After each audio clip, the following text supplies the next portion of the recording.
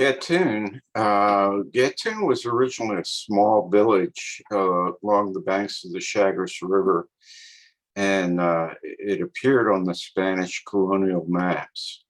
The village was originally located roughly where the Gatun Dam is. The original alignment of the Panama Railroad had a stop in the Gatun. The French used Gatun as a base for housing and machine shops, and the U.S. Began work on the Gatun locks in 1906 and built a new location for the town, which is basically the current location. In April 1908, the inhabitants of the old village were moved to the east of the new Gatun in an area called Newtown. Newtown was destroyed to make way for the new set of locks, making the remainder of Gatun an island between two sets of locks.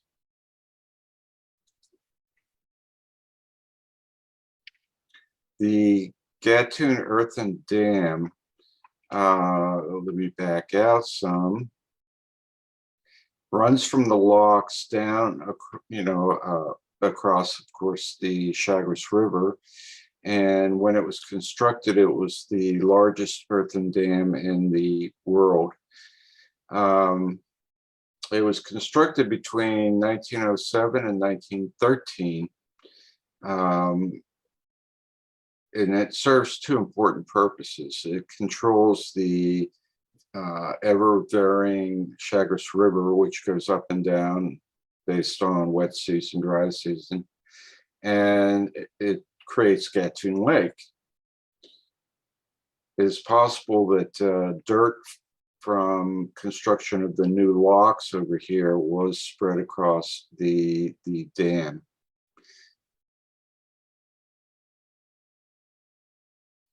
And I have some attachments and photos that I can show you here. The 1969 low resolution, you can see the dam here.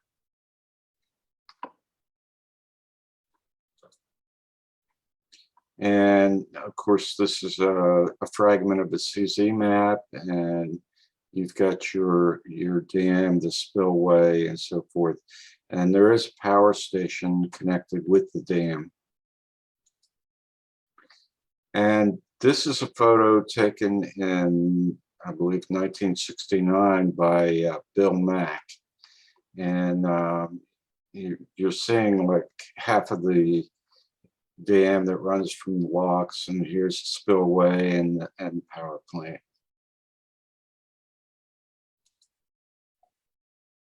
And this is actually a photo by Edwin Armbruster that was taken in the late 60s, early 70s. And at that point, the lake was flooding and so forth. So they had the spillway fully open, and as you can see, the water was all the way up to the top. And there obviously were a lot of people who were kind of enthralled by seeing all that water. Another one by Edwin Armbruster.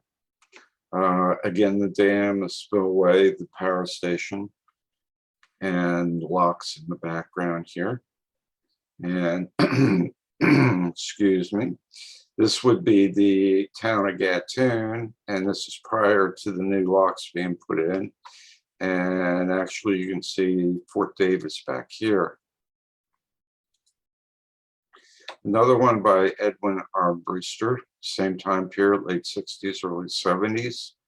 And you can see the dam running down from here, and, Gatun here, and just a little bit in the corner there, Fort Davis.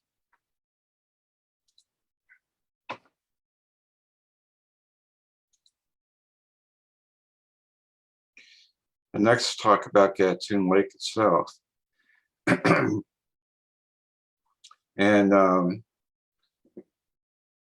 Carlos Rogers gave a statement. He said he retired from the dredging division in 2007. And the dredging division had several disposal dumping sites along the canal. And they were used depending on if they were dredging by using a cutter suction dredge or dumping the dredge material via floating pipeline, or dipper dredge and dumping the dredge material via several floating dumping barges. Reason that's important is, excuse me, that a number of the dumping sites were actually in Gatun Lake. And Gatun Lake was created between 1907 and 1913 by building the Gatun Dam across the Chagres River. And Gatun Lake has an area of 164 square miles at its normal level of 85 feet above sea level. And it forms a major component of the Panama Canal. The lake, including the flooded arm extending up to the Chagres River, makes up 20.3 miles of the raised portion of the waterway. The lake's also important as a reservoir of water for the operation of the canal locks. And it's also serves as a source of drinking water for Panama City and Cologne. Even in 1913, it became evident that the water Hyacinth had to be controlled in the lake and Chagres River.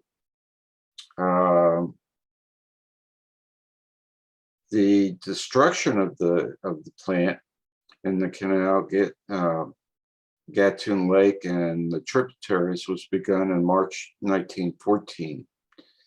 An arsenic solution was used until 1935. A solution of copper sulfate and water was used as a spray from 1935 to 1952. The use of 2,4-D was started in 1948. And as I mentioned, sediment from dredging operations has been dumped at different locations in the lake. I just tagged the lake itself, and an expert will have to determine the best spots to test in the lake. Now, looking at some of the attachments. Okay, this is from 1969, and I purposely backed this out even further to give an idea of the scope of the lake. As you can see, it runs, all through here and comes down as part of the canal to the Chagres River, and up here and back at Fort Gulick and Fort Davis and Gatun Locks, Fort Sherman, and etc. And this is a map that shows the dumping sites for dredge material. And as you can see in Gatun Lake, they had a number of areas where they disposed of sediment.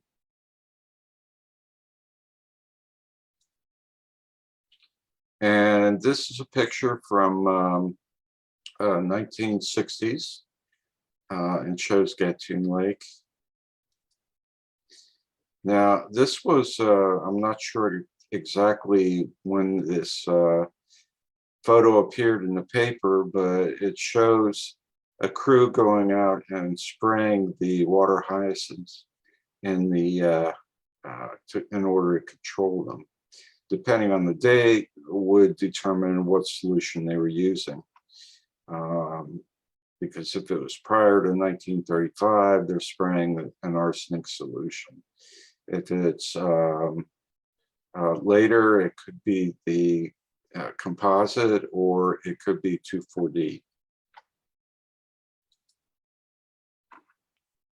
Gatun Yacht Club. This was reported by Susan Wolfson. This was a popular recreation area. It's on a point I pulled out right outside the locks here. It's been closed for quite some time, and it has been used for some commercial cruise ships. If they're doing a partial transit, sometimes what they'll do is they'll come into Gatun Lake. Passengers will get on tenders and come into the old Gatun Yacht Club. I'm not sure about access to this anymore because it's now, as you can see, between the two sets of locks, the old locks here and the new locks here. So what remains of Gatun has become an island in the middle here.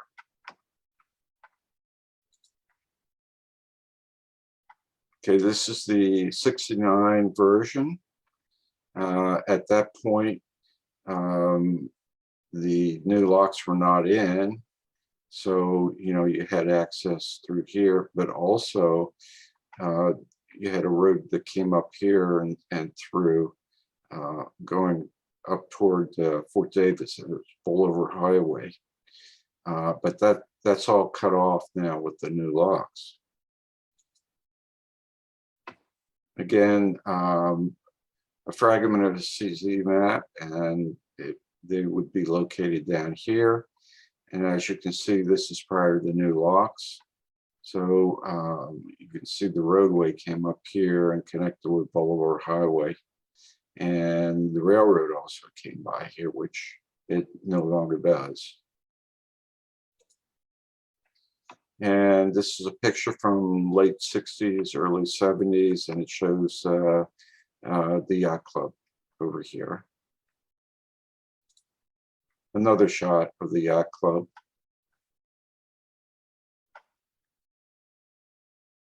Now, Susan also reported Gatun Lock 8, and she mentioned, that this is where nuclear subs would dock on the far side of the Gatun Dam. In other words, they would use this for access back and forth.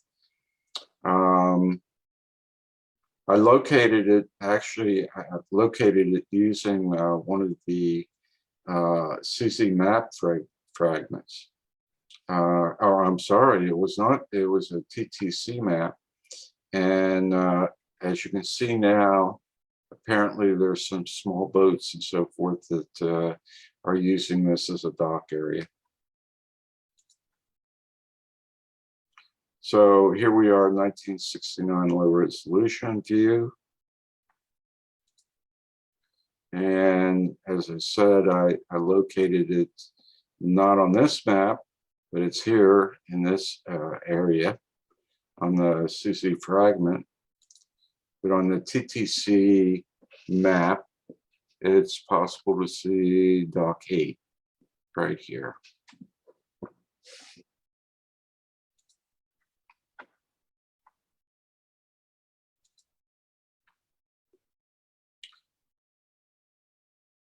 Okay, this is another one reported by Susan Wolfson. She said, well, let's take a look at the Atlantic power lines. And the reason being that, and I can remember this, wherever the power lines ran, it was always clear underneath.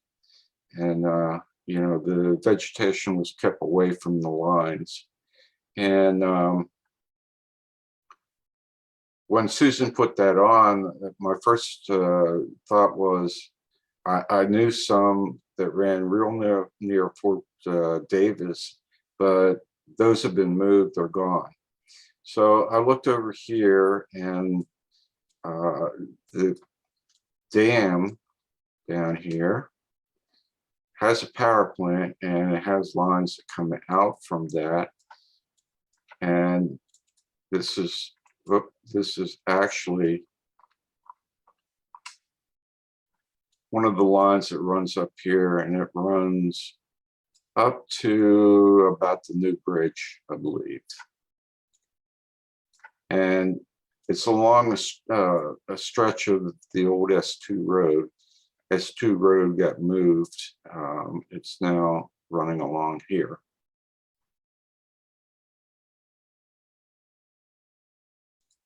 So looking at attachments, our 1969 view.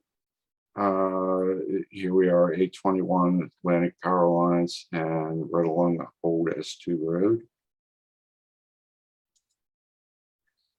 And it's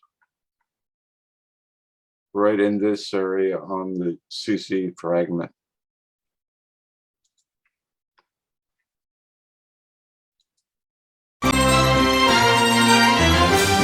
I'd like to thank veteran Richard Wyman for putting together all of this information on possible places to test in the Panama Canal Zone.